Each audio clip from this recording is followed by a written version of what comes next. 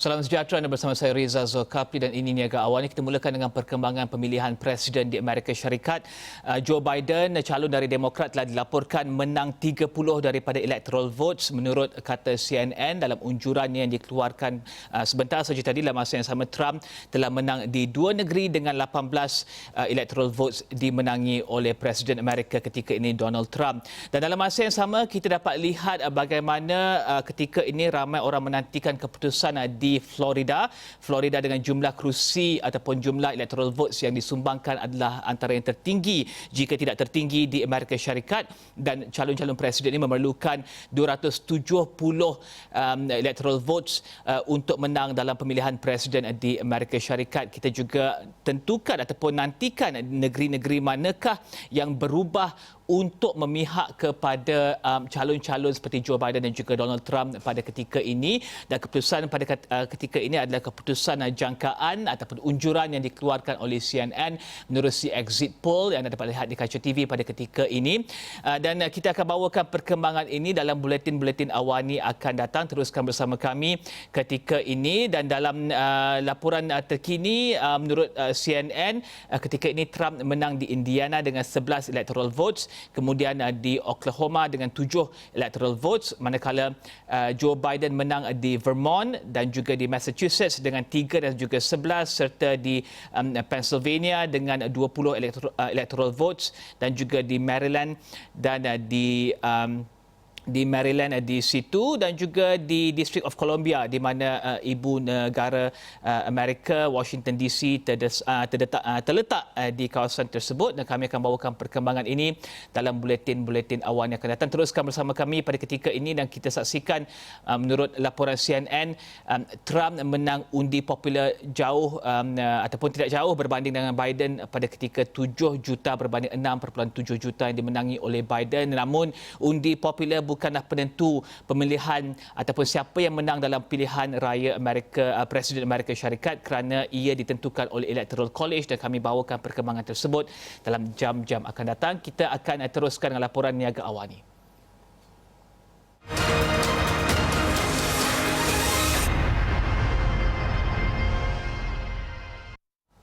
Dan hari ini kami teruskan perbincangan berkenaan dengan Belanjawan 2021 dan juga usaha untuk mengurangkan pengangguran. Pada pertengahan Oktober, Jabatan Perangkaan Malaysia umum kadar pengangguran pada Ogos kekal pada 4.7% dengan sekitar 741,000 penganggur. Dalam masa yang sama, di PKPB yang berlaku di wilayah Persekutuan, Kuala Lumpur, Selangor dan juga Sabah, apakah cabaran untuk meneruskan operasi perniagaan semasa, dan adakah ini akan tingkatkan lagi kadar pengangguran di kawasan ini? Pada Selasa, Pengerusi Institut Pendidikan Khazanah KRI, Tan Sri Nur Muhammad Yaakob menegaskan kerajaan harus lancarkan dasar pasaran buruh aktif untuk memastikan mana-mana lebihan pekerja disalurkan kepada sektor yang pesat meningkat kini. WEF dalam masa yang sama sebelum ini turut lapor majikan yang terkesan akibat arahan tinggal di rumah oleh kerajaan akan mula percepatkan peralihan kepada otomasi. Dan ini adalah realiti baru pasaran buruh dalam dan juga luar negara di tengah COVID-19. Jadi bagaimanakah digitalisasi dan juga keusahawanan yang seringkali disebut boleh selesaikan perkara ini? Kita bersama dengan pakar ekonomi dan juga bekas pengarah eksekutif MIA, Profesor Emeritus Datuk Dr. Zakaria Abdul Rashid, dan juga usahawan dan angel investor Dr. Sivapalan Vivekaraja. Saya akan tukar bahasa Melayu dan juga bahasa Inggeris sepanjang perbualan ini. Doktor, pertama sekali Datuk Dr. Zakaria, kita melihat kepada kadar pengangguran 4.7%, tentunya ini adalah perkara yang akan disebut dalam Belanjawan 2021. Bagaimanakah doktor melihat penyelesaian jangka pendek, sederhana dan juga panjang untuk menyelesaikan isu kadar pengangguran pada ketika ini? Baik, terima kasih Rizal dan selamat pagi. Saya rasa kadar pengangguran dan isu pengangguran ini merupakan isu utama yang akan dibentangkan bajet 2021 kelak, kerana dia menyentuh soal kebajikan isi rumah yang sekarang ini sangat-sangat terkesan kerana semakin ramai isi rumah terkesan. Baik, berbalik pada soal pengangguran ini, saya rasa penjana dan prihatin telah melakukan sebaik mungkin untuk melunakkan pengangguran ini. Kita tahu bahawa pengangguran yang paling terkesan sekali ialah pada bulan Mei, iaitu kadar pengangguran 53%, dan kemudiannya seterusnya sehinggalah apa yang Rizal katakan tadi, kita telah dapat mengekalkan 4.7% sehingga bulan Ogos.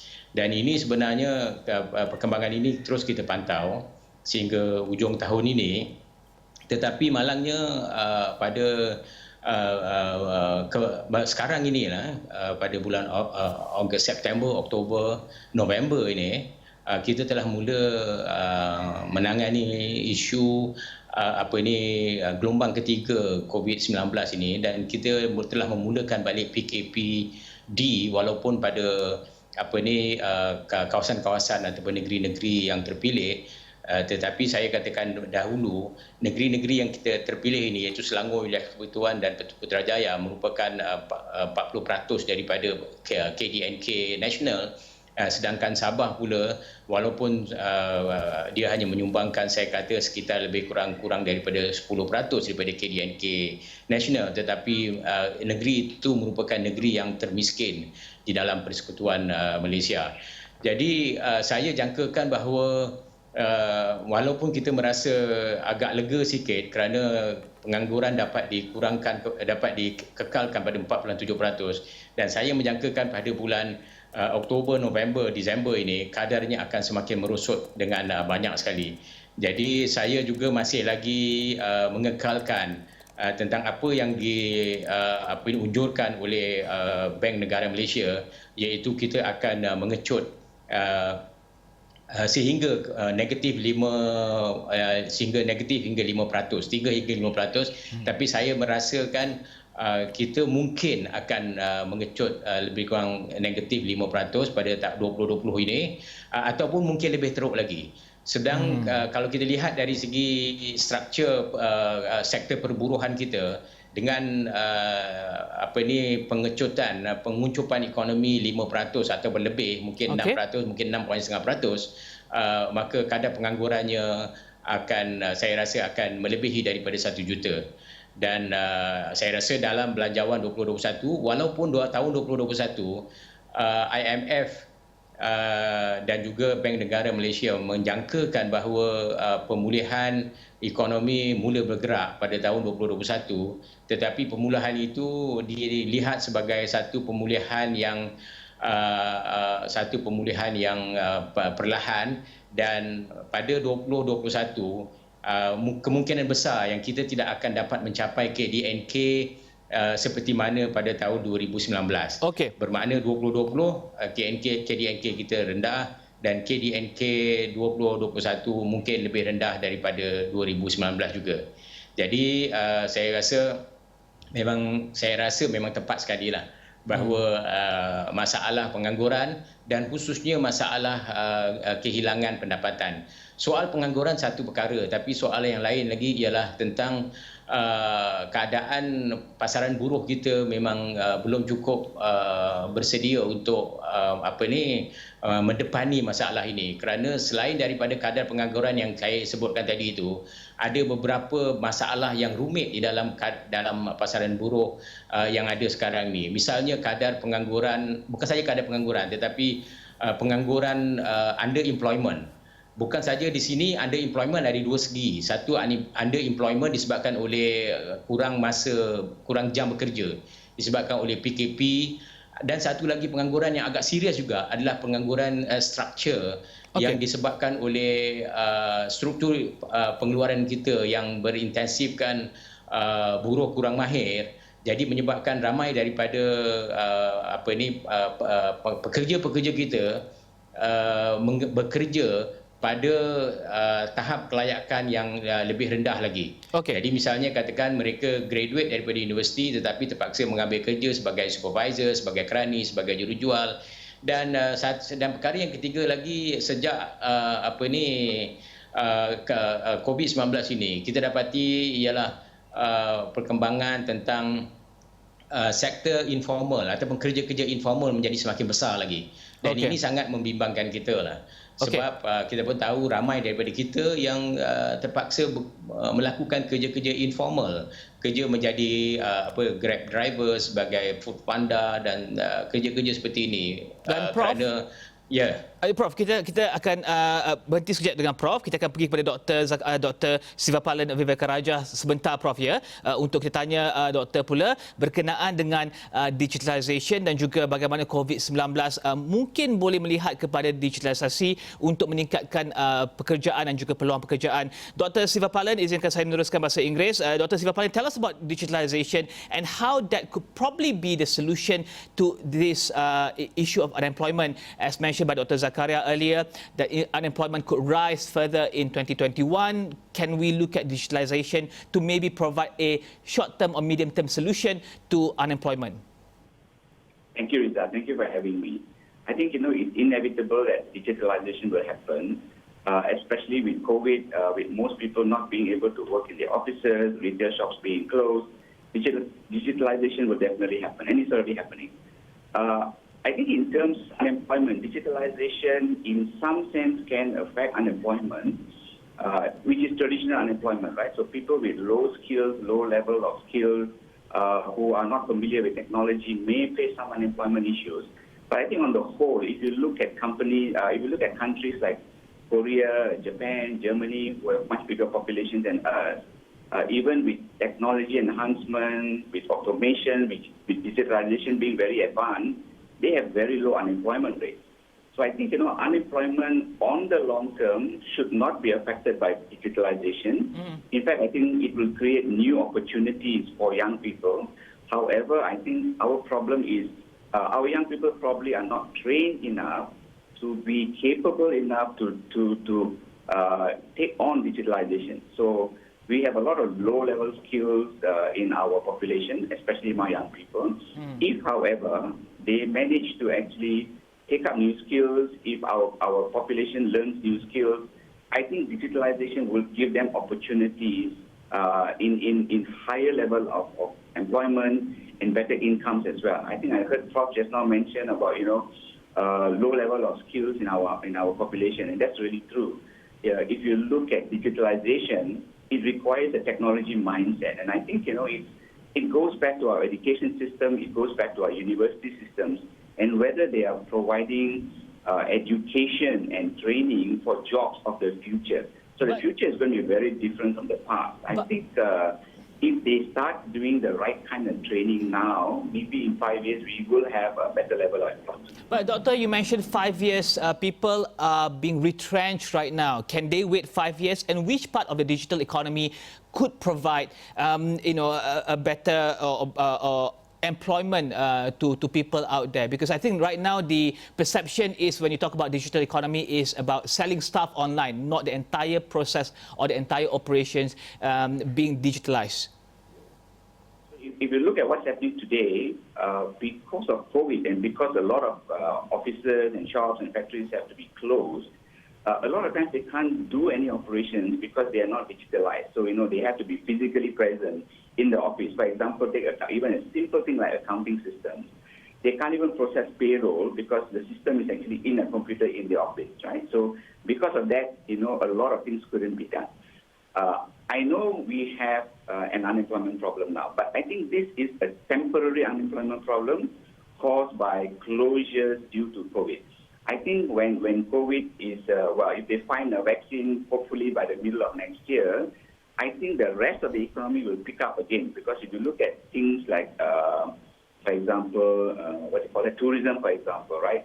A lot of places are closed down, and we employ a lot of people in tourism.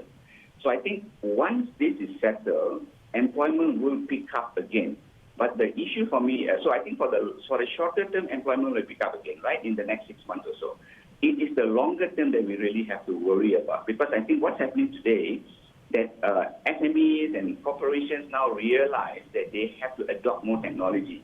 And we are talking about technology not just for e-commerce, where you're selling stuff online, but we are looking at technology from end to end, that is, from operations to dealing with clients, to managing customers, everything, right?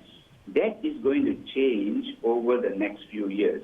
And I think when that happens, then you might see people with less skills dropping out of employment. And that's where we really need to train them to have better skills. So I think in the short term, in 6 months, employment will pick up again. But I think the longer term, that's what we need to worry about. Okey. Dan Dr. Zakaria, adakah Dr. Zakaria bersetuju dengan pendapat tersebut bahawa kadar pengangguran akan berkurangan dan juga pekerjaan akan meningkat dalam masa 6 bulan bergerak ke hadapan? Adakah ini penyelesaian sementara ataupun bagaimana doktor melihat kepada COVID-19 dan juga kemungkinan ada vaksin, kemungkinan lebih banyak ekonomi dibuka semula? Baik Rizal, sebenarnya kita kena faham bahawa pengangguran yang berlaku pada ketika ini adalah bercorak cyclical, iaitu disebabkan oleh COVID-19. Dia cyclical kerana dia menyentuh seluruh dunia, global, berbentuk global, cyclical. Tetapi apabila cyclical ini yang saya bersetuju juga bersifat sementara, apabila cyclical ini telah berlalu, maka kita akan kembali semula kepada keadaan asal, terutamanya pengangguran. Jadi cyclical ini disebabkan oleh COVID, maka permintaan aggregate kita berkurangan, maka kita tak dapat mengeksport, kita mengenakan PKP dan sebagainya ini. Tetapi apabila aggregate demand kita mula pick up balik semula, pulih semula tahun 2021, tahun depan, walaupun saya katakan tadi IMF pun mengatakan bahawa pemulihan itu tidaklah sebegitu kukuh sangat, walau bagaimanapun pengukuhan ini masih lagi boleh kita katakan sebagai pengukuhan, maka di sinilah digital dapat memperbaiki kita. Sebenarnya walaupun bukan kerana COVID-19 pun, sepatutnya kita dari dahulu lagi telah pun melancarkan, ataupun memang kita pun dah lancar, tapi kita secara lebih serius lagi pergi ke arah kepada digital. Ataupun mudahnya senang, digital ni ialah soal memperbaiki struktur ekonomi kita, termasuk sektor buruh, iaitu sistem pengeluaran kita bukan lagi berintensifkan buruh kurang mahir, iaitu kita berintensifkan buruh mahir. Dalam buruh mahir ini dia memerlukan capital intensity yang tinggi. Ini kita lebih bercorakkan kepada capital intensity, dan digitalization ini, digital economy ini merupakan salah satu daripadanya. Bukan sahaja dari segi macam kita katakan tadi e-commerce, macam buat kerja dengan menggunakan komputer di rumah dan semua, bukan itu. Tetapi maksudnya sini sekali ialah di dalam proses pengeluaran itu sendiri, kita menggunakan dalam manufacturing industry, kita menggunakan teknik-teknik yang lebih berintensifkan modal, berintensifkan teknologi, dan ini memerlukan kemahiran yang tinggi, dan kita memang ada rancangan ke arah itu di Malaysia ini. Walau bagaimanapun pergerakan ke arah itu agak selama ini nampaknya kurang memuaskan. Sebab itu kita lihat misalnya katakan nisbah buruh mahir di Malaysia meningkat sedikit demi sedikit dengan kadar yang amat perlahan, tetapi kekal pada kadar yang amat jauh daripada Korea, amat jauh daripada negara-negara OECD, negara-negara maju terutamanya. Jadi saya bersetuju dengan apa yang dikatakan tadi, dan di sinilah letak cabaran sektor pendidikan yang dapat menyokong kita ke arah ini, dan juga FDI kita pun kita mesti lebih selektif lagi, iaitu jangan lagi kita menekankan kepada projek-projek yang berintensifkan buruh kurang mahir, tapi kita memilih pada projek-projek yang berintensifkan buruh mahir kepada kemahiran. Dan Dr. Zakaria, jadi Dr. Zakaria rasa tiada silver bullet ataupun penyelesaian paling cepat, mudah, pantas untuk kita selesaikan isu pengangguran ini, tetapi perlukan satu pendekatan jangka panjang. Paling ringkas, Doktor? Itulah saya katakan tadi. Pengangguran yang disebabkan COVID ini berbentuk cyclical, bermakna dia jangka pendek. InsyaAllah tahun 2021, 2022 kalau dibenarkan Allah, maka kita selesai. Tetapi soal digital economy ini adalah soal structure, iaitu soal jangka panjang yang kita perlu, sangat-sangat perlu untuk memperbaiki struktur ekonomi kita dan struktur perburuhan kita. Okay. Ya, terima kasih. Dr. Sivapalan, let's look at entrepreneurship and how that can that be one of the solutions to the unemployment issues that we're facing right now? How is that coming into play during COVID-19? Are people looking at becoming entrepreneurs right now, and are they helping with the job market? I think if you look at entrepreneurship, it has always been there. Malaysia is actually a very entrepreneurial society, so we've always had a lot of entrepreneurs. If you look at micro entrepreneurs, especially the what we call e-usahawan, right, who do a lot of sales online, e-commerce, social commerce, and so on, that has actually been growing significantly. I think people with who don't have really good quality of education, who cannot take on through digitalization, have still been able to run small businesses and micro businesses. And some of them forced to do it because they lost their jobs, but they are able to do it fairly well because e-commerce is really growing, right? So I think in the short term, this kind of entrepreneurship will help fill up some of the jobs. However, I think on the longer term, we cannot depend on this kind of entrepreneurship. I think Malaysia, we have a supply-demand problem. We have a lot of supply in terms of young people who are coming on to the labor market, right? I mean, every year Malaysia has about 450,000 people who become adults, right, who reach the age of 18 and above. And many of them are looking for jobs. Maybe about 60,000, 70,000 will go to university, but the majority of them will be looking for jobs. And our problem is structurally we are not able to provide them employment. That's why youth unemployment is quite high. Even those who have a university education is also quite high.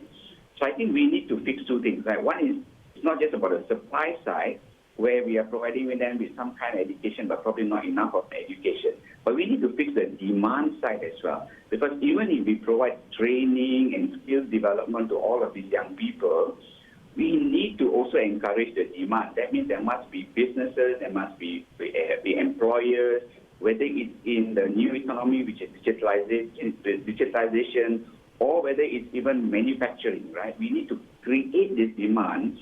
And I think our problem really structurally is we have not been able to create the demand. Okay. If you look at the low skill kind of jobs, they are going to other places. They're going to places like Indonesia and Philippines and Vietnam, right?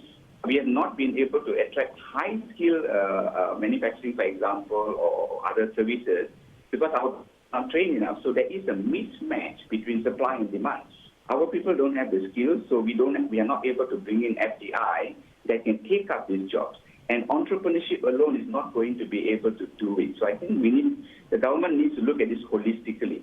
Entrepreneurship will take up some of these jobs, but we need to bring in good quality FDI, and we need to train people for jobs of the future so that we can attract the right kind of FDI to come to Malaysia. Okay, Because if we don't do that, we will always have this mismatch and we always have high unemployment. Doctor, apologize, I have to cut you off there. Doctor, three words that you wish from Belanjawan 2021, your wish list for Belanjawan 2021, three words. What do you hope to see? If I were to say three words, I say support local entrepreneurs. Thank you very much, Datuk Dr. Zakaria. 3 perkataan dalam Belanjawan 2021 yang ingin dilihat. Saya tahu ini adalah simplification, tetapi Dr. Zakaria boleh sumbangkan 3 perkataan tersebut. Harapan Doktor pada Belanjawan 2021? Utamakan isi rumah yang daif.